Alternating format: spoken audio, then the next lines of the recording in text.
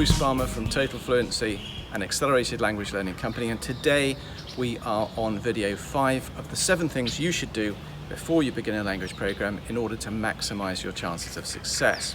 In the last 4 videos we covered getting the right method for you, and we recommend, of course, assisted self-directed learning. Secondly, you want to know what level you want to get to. It doesn't matter what that is as much as that it's the right level for you, and to know how much vocabulary you require to get there. Thirdly, we covered the importance of speed. The importance of speed because if you go at the conventional learning rate, it's almost impossible to fit the number of hours required into a normal adult life. On the other hand, if you can get your learning rate up to 20 words per hour or so, then you can fit it in, and it's not too hard to succeed. And yesterday we covered, lightly, how to build your own curriculum and to make sure that the proportions are satisfying for you and maintain your enthusiasm.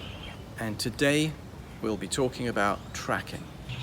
Now, the purpose of tracking is threefold. It's to make sure that you remain efficient, motivated, and on schedule for success. But tracking shouldn't become burdensome. We're trying to minimize the suffering in a language learning course, not to maximize it. From experience, we've found that you only really need to track 3 things. Your progress towards your vocabulary goal. So if you've decided to learn 1,000 words and you've decided to learn 10 words a day, then if you will just track each day that you're doing that, you can see that you're on track for success. You can see there's a definite date by which you will reach your goal. One of the demoralizing things that happens to language learners is they start to drift. Progress drifts for various technical reasons that can happen. And this is when you see people pull out of language programs.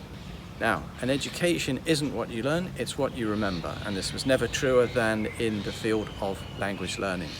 I never know what somebody's going to say to me in a language, so I really need to have all of my language available all of the time. And therefore we recommend that you quiz yourself once a week to find out what your net rate of learning is, your rate of accumulation. Because I'm trying to make brief videos, I'll just cut straight to the point. There's only one quiz that we think is really valuable for this purpose. Create 10 questions.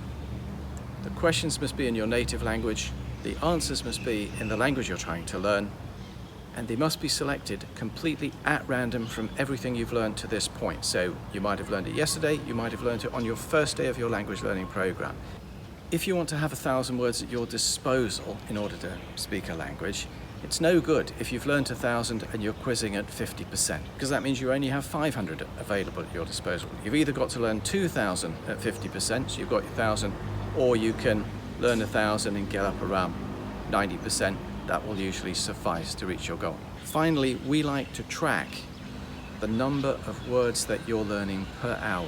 This is the number you can use to maintain your efficiency, to predict when you're going to reach your goal, and to understand the cost-benefit analysis. The benefit that you wanted at the start of the program was being able to speak the language to a certain level of fluency with a certain size of vocabulary. The cost is the time that you need to put in. That's it. It sounds simple, but don't start a language learning program without it. Remember to subscribe to the channel if you want to be kept up to date on these videos. Next time we'll be talking about the resources that I put in place before I start a program. See you tomorrow.